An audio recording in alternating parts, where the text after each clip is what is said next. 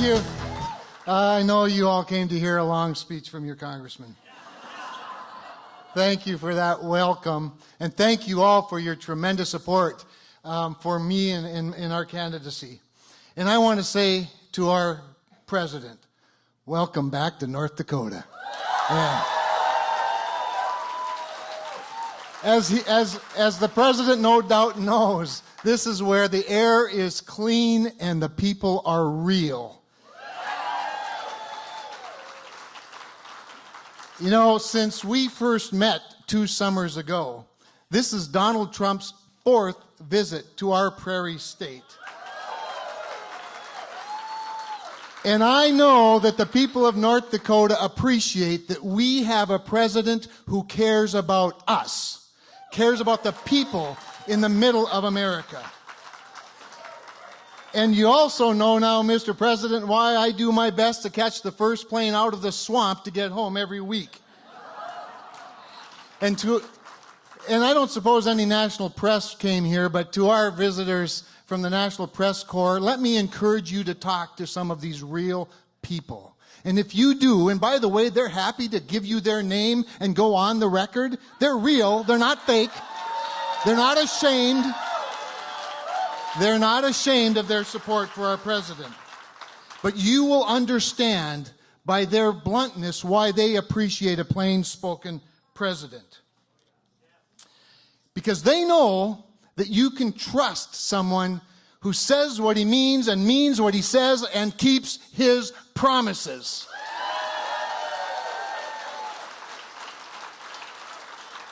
Promises like cutting taxes for every American, especially the middle class.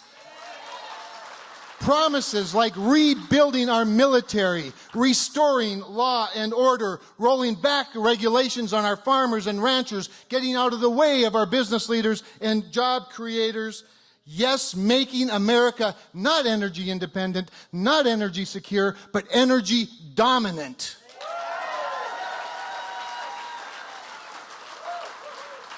And yes, a president who fulfilled that very important promise to appoint judges and justices who interpret the laws instead of making the laws.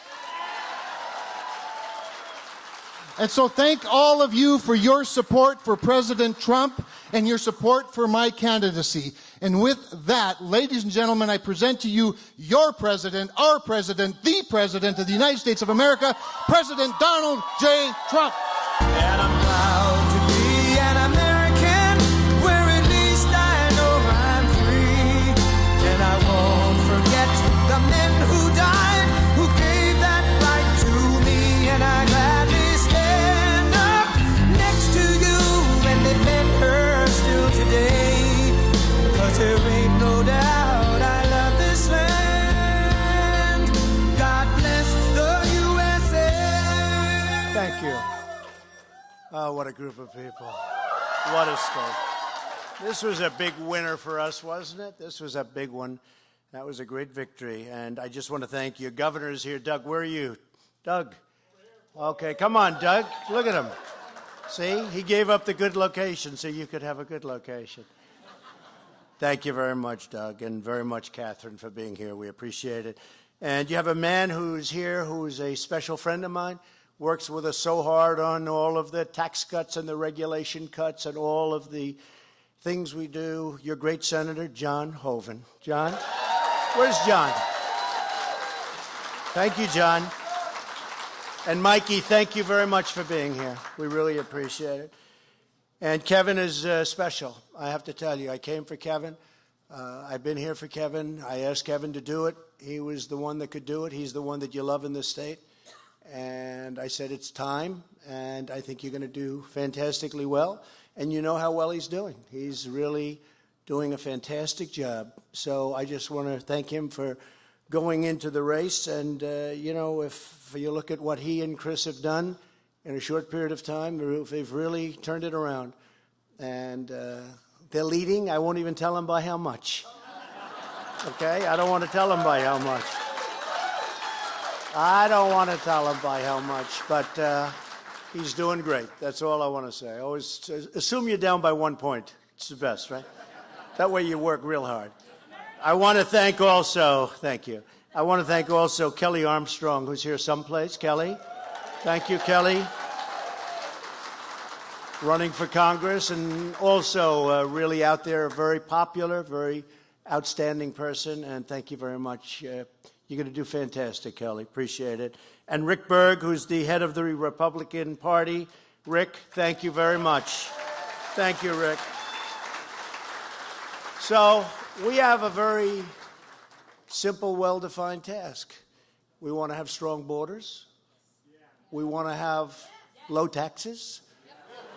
We want to cut the hell out of regulations. We want, and by the way, we want regulations. Somebody, very popular guy here was just interviewing me. You know who I'm talking about, great guy. And he said, what do you think of President Obama's speech? And I said, I'm sorry, I watched it, but I fell asleep. I found he's very good for sleeping. I think he was trying to take some credit. He was trying to take credit for this incredible thing that's happening to our country. If the Democrats got in, I have to say this to President Obama, and it wasn't him, but would have been the same thing. If the Democrats got in with their agenda in November of almost 2 years ago, instead of having 4.2 up, I believe, honestly, you'd have 4.2 down. You'd be negative. You'd be in negative numbers right now. You'd be in negative numbers. We were heading south, and you look at those bad numbers that were there in the last couple of years, it was this way and going in the wrong direction. It was the weakest recovery in the history of our country since, I guess, to be totally specific, because I'm not sure they've gone any further, since the Great Depression in the 20s. It was the weakest recovery we've ever had. It was barely a recovery. And now this is called, not recovery, this is called rocket ship, what's happened. And today numbers came out, and this is something that makes me happy. The numbers were great. The job numbers were great. The numbers have been incredible, almost from the beginning. It took me a few months to get the engine started. And we did that with regulation. I mean, we did that by freeing it up. You had pipelines that couldn't be built. I immediately approved them. Dakota. How about Dakota access? That was a very unfair situation. And, you know, I approved it. I thought there'd be protests. Nobody called me. They just built the pipeline. It's been working ever since. A lot of jobs. It was very unfair. They got their approvals, and then they said, you have your approvals, but you can't build it. You'll never be able to build it. And I was told they would never be able to build it. I approved it on day one. On day one, it was approved. The same thing with Keystone. I approved Keystone. Total of 48,000 jobs, but more importantly, 2 great projects. And we approved them both immediately, and you would have been stuck. You would have been stuck. You were never getting that approved. And so many people thank me for that. I guess more importantly, though, when I walked in, I was walking in with Kevin Cramer and walking through the door, and a strong man came up to me, tough kind of a guy, and said, I want to thank you, Mr. President, for saving our country. And he had tears coming down his eyes. This wasn't just a statement, because he had tears coming down, unless he was a real wise guy.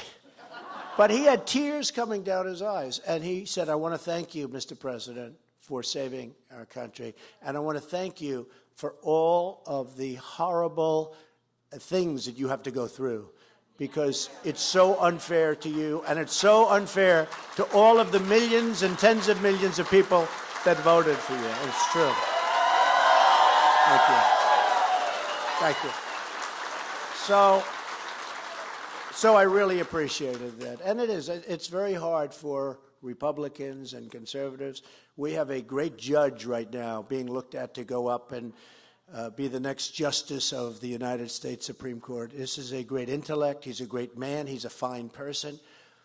And the way they're screaming and shouting, and it's a disgrace to our country, actually. I don't know if anybody's been watching it. They're making fools out of themselves. And one of those people I'll be running against in 2.5 years. I'll be running against them, And I look so forward to it because we'll be able to give it back.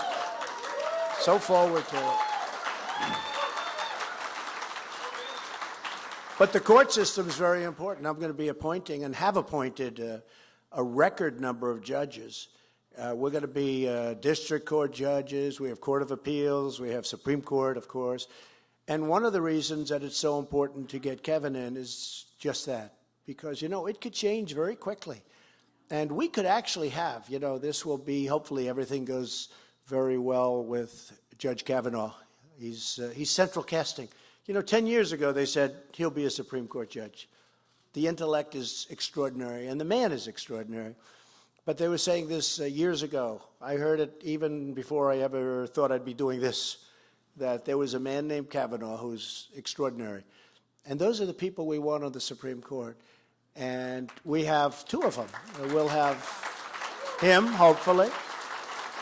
And we have Justice Gorsuch, who is just an outstanding man. I'm very proud of it. But we have to keep it going. If we don't keep it going, that changes. And if it changes, that affects your Second Amendment rights. That affects so many different things. We don't have to go into it, but it affects so many different elements of your life. I know it's a big Native American population, and I know it's been very tough. And I know Heidi has not done a good job in helping them and taking care of them. And I sort of vote for her because maybe they haven't had the right choices. Maybe they don't know about what's going on with respect to the world of Washington and politics. But I have to tell you, with African American folks, I would say, what do you have to lose? As I read a list of the worst things you've ever heard, highest crime rates, worst education, lowest home ownership, and I'd read like 10 items. And I'll never forget, they gave me a list. I was making a big speech. And I'm reading all of these horrible things about crime and education and home and so many things. And I just said, what do you have to lose? Vote for me. What the hell do you have to lose? Do you remember that? And my people all came up to me, you shouldn't have said that. You shouldn't. I said, why? The response was incredible. Why? And I used it over and over again. And frankly, you know, we went way up. And now we've produced. Because now African-American unemployment is at the best number in the history of our country. Best number meaning it's at the lowest in the history of our country. And Asian American and Hispanic American and women is 65 years. But Hispanic, think of it, Hispanic is the best number in the history of our country. And Asian is the lowest in the history of our country. And I say with respect to the Native Americans that I go right back to where I was 2 years ago when I was campaigning. What do you have to lose? What do you have to lose? You put Kevin Cramer into that position, and you're going to see things happen that you'll never see with Heidi. You're just never going to see it with Heidi. So I'll say very respectfully, what the hell do you have to lose? Okay? So I have a list, and the list goes on and on. It's 4 pages of things that the Trump administration has accomplished in a short period of time. It's less than 2 years. This goes on and on and on. And if I read it to you, look at this. Each dot is a thing, okay? And some of those things are very big things. More than 4 million jobs created since the election. Think of that. 201,000 jobs just last month, brand new jobs. Wages are growing at the fastest pace in nearly a decade. And what happened this morning? Did you hear that? 2.9%. It's like the best wage number that we've had in many, many years. And that makes me very happy. To me, you know, we had great jobs numbers this morning. They were just announced, and they were fantastic. But the one that stuck out to me was the wage. I mean, people are starting to be able to live. To live.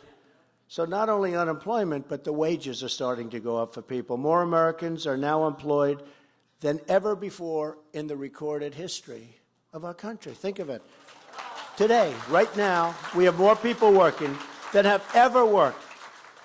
We've created more than 400,000, that's very soon going to be 600,000 manufacturing jobs since my election. Well, President Obama said you won't have manufacturing jobs anymore. They're not around. They're around.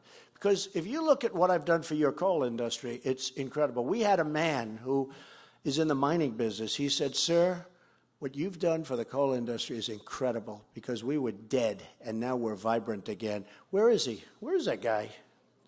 Shout out your name, please. I signed his hat. Guy's probably loaded and I'm signing hats. Hey, come up here. Get him up here. Can you try get him up? I don't know. Who the hell knows who he is? All I know he's in the coal business. Who is he? Come on up. See if you can get him up here. He'll have to work through, he's going to have to work through Secret Service, but who cares? I'm telling you, Secret Service, he'll be all right. This guy wants to protect Trump. Come here. Come here. Does everybody recognize him? I don't, but he's one of the biggest. Tell him what you said about the coal industry. Do you mind? This is always very dangerous for me. If when given an order, I guess you obey. What I said is that, for 8 years, the coal industry absolutely had the boot of government on its throat. And many, many jobs were lost, and many towns were destroyed by this, and it was just a horrible thing. Horrible suffering that happened in this country, really for made-up reasons, I think. And what your administration has done is bring us back to life. Jobs have been...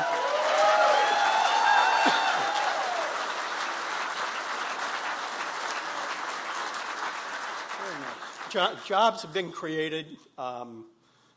Families now have an opportunity to provide for themselves and have a great future in educations, and small towns in North Dakota and other places really survive because they've got a great coal mine, they've got a great power plant, and it's what America's about. And it's great to see that we, again, care about those things. So thank you, Mr. President. Thank you very much. Really nice. That's so nice. Now, I could stand up here and talk about coal for a half an hour, and I couldn't do as good a job as he just did. Because, seriously, because he's in the business. He knows. He said, we were dead, and now we're really a vibrant industry again. And, another industry that's vibrant, it affects you a little bit less, but it affects everybody, is steel. The steel industry is coming back like I've never seen anything because of what we've done. We've done, with all the dumping, they're not doing so much dumping anymore, but the steel industries are coming back. And, when they do dump, they're paying a lot of money on the dumped steel that they're sending in here. And it goes right into the coffers of our country, and that's okay. But U.S. Steel is opening up 8 plants. Nucor and others are opening up plants. Some of them are spending close to $1 billion on a brand new plant. The steel industry is one of the great things to be talking about. So the manufacturing jobs are back. They're coming back, and they're coming back at levels. Economic growth, as you know, last quarter, 4.2. New unemployment claims recently hit a 49-year low. Median, think of that. I mean, I'm going through them like, huh. No, think of it. Median household income hit the highest level ever recorded. That's not bad, right? These are some of the biggies. American pensions have grown more than $2 trillion in value since the election. I said before, African-American unemployment, the best ever. The best ever, lowest number ever. Hispanic-American, Asian-American. Women, 65 years, sorry about that. I like history better, right? Historic as opposed, I joke, but on women, it's 65 years. Best numbers in unemployment in 65 years. It's good. It'll be historic, I would say, best in history very shortly, probably another 2 weeks. Youth unemployment, the best in half a century. Lowest unemployment rate ever recorded for Americans without a high school diploma. Isn't that a great thing? I mean, nobody even talks about this stuff. That's like, you probably never even heard of these categories. Those are important categories to me. Veterans unemployment recently reached its lowest in more than 20 years, and that's going up rapidly. I even think it's wrong. I think it's a much higher, even much better than that. If it's not, I'll make sure it is, okay? I'll make sure, because we love our veterans. Almost 3.9 million Americans have been lifted off food stamps since my election. 3.9.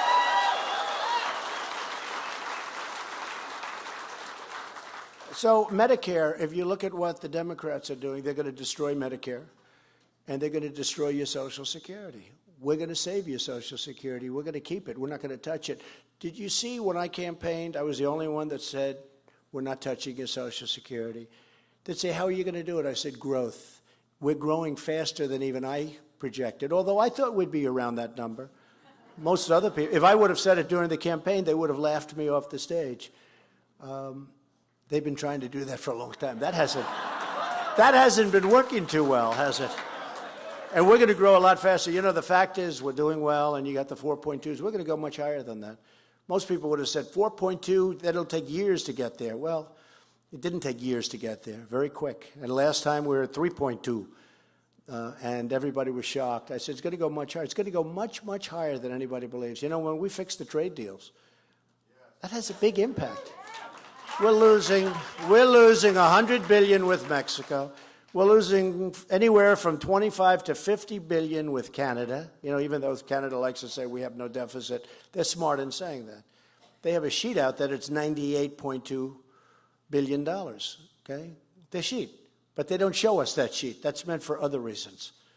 But they showed $98.2 billion. We're working on a deal with Canada. We'll see if it's good. If it's a good deal for us, if it's good for them, I want it to be good for everybody. But we cannot continue to get ripped off like we've been ripped off before. Our farmers are very important to me. Our farmers, and you're great patriots. Honestly, you're really great American patriots, and it takes a little time. But China wasn't letting you in for peanuts.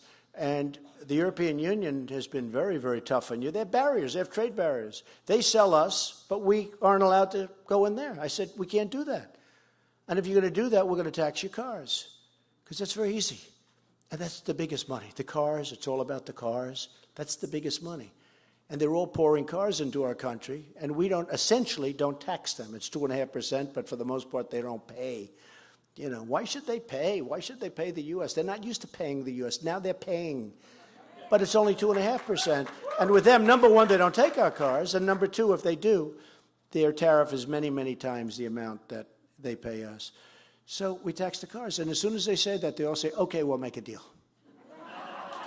So every time I have a problem with any of these, you know, many of these countries that we're talking about, especially the big car countries, I just say, okay, look, we can't make those deals. That's okay. I'm going to put a 20% tax on your cars. We'll do it. We'll do it. We'll agree. We'll agree. I mean, actually, in some countries, including Canada, a tax on cars would be the ruination of the country. That's how big it is. It would be the ruination of the country. Now, they've taken advantage of us for many decades. We can't let this happen anymore.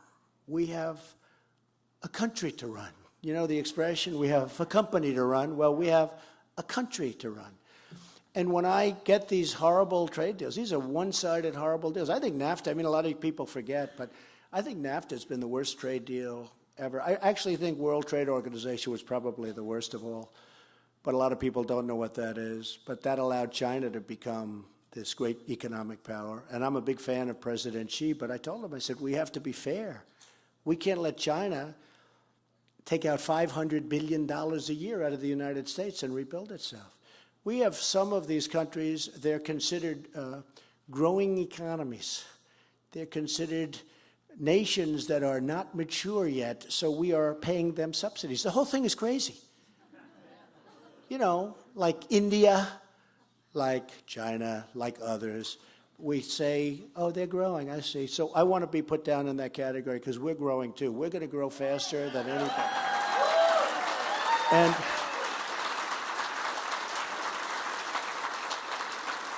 You know, they call them developing nations. Well, we're a developing nation, too. Okay, we are. As far as I'm concerned, we're a developing nation. They call themselves developing nations, and under that category, they get subsidies. We have to pay them money. The whole thing is crazy. But we're going to stop it. We're going to stop it. We have stopped it. And when we're securing militarily, John Kelly is here, General Kelly, he's great. When we're securing the wealthy countries from outside harm because we're paying for their military, I think it's fine, but they got to pay us for this. We're watching the whole world, and they take it for granted. For years and years, we've been protecting these countries. They're making a fortune. They've had very little military cost. We have the biggest military cost in the world. Most of it goes to protecting outside countries, some of whom don't even like us, some of whom don't even like us. I mean, we're protecting countries that have, I got to say, they do have respect for us now, but they didn't have any respect for us. And they got to pay. They got to pay, you know, when they're wealthy. Now, we are going to protect some people that need help, and that's okay. That's understandable. We all understand that. But when we're protecting these massively wealthy countries, I'm not going to name them, but you probably know some of whom I'm talking about, they got to pay. Because we're not going to be the protector of the world and lose a fortune and have our taxpayers paying while these other countries are living very beautifully thanks to us. Not fair. So we changed that around. I hope everybody agrees with that.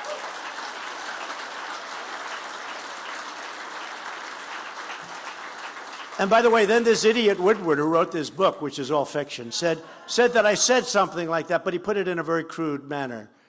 The concept is true, but the way it was said was very, you know, hey, I went like to the best college. I did lots of good. I mean, you read this thing, the quotes were wrong. All these, John Kelly, General Mattis, they're all writing, I never said that, I never said that. You know, well, it's fiction. But they do put down the concept of I said that, and they say, isn't that horrible? Isn't that crude? Crude. You know what? I want to have our nation protected, and I don't want to be taken advantage of by other countries in the world. And you know what? They respect us more when they have to pay their bills, and they can afford to pay their bills, and it's going to make a big difference for our country. You wait, you watch, you see.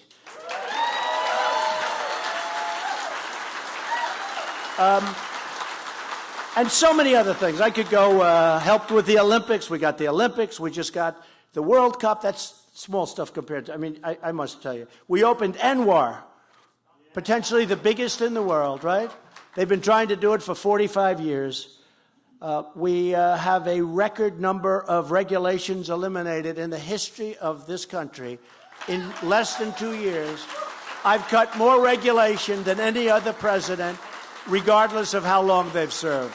And I think that might have been just as important as the tax cut. Regulatory relief for community banks. They were dying, the community banks. Now they can loan you money. Make a good deal, please. We enacted all sorts of different elements for credit unions to come so they make it possible for you. My administration is providing more affordable health care options for Americans through association health plans and short-term duration plans. We have all sorts of health care. We actually had it beaten, but that's a long story. We repealed and replaced, but we'll do it. We'll do it. We had it done, but something happened. But we need, frankly, you're right. Heidi's vote would have been great if we had Heidi's vote, but she voted against it. But we got, if you remember, the individual mandate was wiped out. So we wiped out the individual mandate, which is the most unpopular part of Obamacare. We wiped it out. And then I have 3 more pages, 2 more pages, just like this. Look. Okay? But isn't this much more exciting than listening to President Obama say?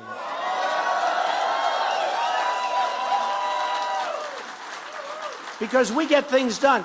All of this, like the gentleman from the coal industry. I mean, I've had that from so many people. I've had it from so many other industries. What we're doing for timber and lumber, what we're doing for so many other industries, what we're doing for cars. Plants are moving back to the United States. They're coming into Michigan. They're going into Ohio. They're going into Pennsylvania. They're going into North Carolina. We have a lot of them coming back in. Tremendous. And we have just started. One of the things I wanted is I don't want our companies, and I just insist on, I don't want our companies moving to other countries, firing everybody, losing these great companies and losing these great jobs. And that's the thing I'm most insistent on with trade deals. We did NAFTA. Our country emptied out. They still have empty places up in New England, these big factories that are all empty. They went and moved to Mexico and other places, but they moved to Mexico. So I could go on and reached so many different things. We've started the wall. It's moving along. Kevin is a big fan. Kevin's a big fan of the wall. And I just say this. We have so many things. I will put it very strongly. Your Second Amendment is under siege. You put the wrong person in there, they're going to vote with Schumer. Look, Heidi is going to vote with Schumer and Nancy Pelosi. I always add Maxine Waters in there because... But he's going to vote with... We're going to vote... He's going to vote with me. He's going to vote on Making America Great Again, which soon we're going to be changing to Keep America Great, exclamation point. Keep America great. But Kevin's going to be with us, and we've got the agenda for the courts, the agenda for the borders. We want borders. We don't want people pouring into our country. We have no idea who they are, where they come from.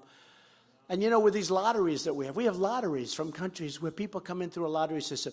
Do you think that these countries are sending us their finest? I don't think so. Now, they would say, that's a terrible thing to say. I mean, when I hit MS-13 and I call them animals, they're animals. Nancy Pelosi said, how dare he say that about another human being, you know. No, we have to be tough. We have to protect our law enforcement just like they protect us. ICE is under siege, and our law enforcement is under siege, and they want to have weak law enforcement, and basically they want to have crime come in. Look what happened in Chicago with a liberal mayor that had these stupid policies, but now he's not running anymore, so that's fine. But, I mean, 2 weeks ago, 68 people shot, 12 died. Chicago. That's our country. I mean, it skews the crime figures because the crime figures in the United States are doing well. But you add, that's a lot of addition in terms of skewing numbers. But that'll get straightened out. It's easy to straighten out if you have the right policy. It's actually easy to straighten out. So we want to have strong borders, and that's Kevin. We want to have no crime. That's Kevin. Kevin Cramer. We want to have... We're going to have totally protected Medicare. We're going to protect our Social Security. That's Kevin. The Democrats are going to destroy your Social Security. As sure as you're standing there, sorry for the no seats, but the crowd was bigger than they're supposed to be. But as sure as you're standing there, they want to destroy your Social Security. We're going to protect it. Kevin's going to protect your Second Amendment, and so am I. But you know... Things like that, that's a very important thing. And things like that, they are under siege, and things like that can disappear very, very quickly if you don't have the right people. So I'm here for Kevin Cramer. I want to thank you all for supporting him. It's an honor for me because he's a very special man. I really said, you really owe it to the country. You have to do this. You have to do this. We need that vote. We need him. We need his brain power. We need his presence in Washington, D.C., because that place is brutal. It's brutal. It's a lot of bad things up here going through people's heads. These are sick people. These are sick people.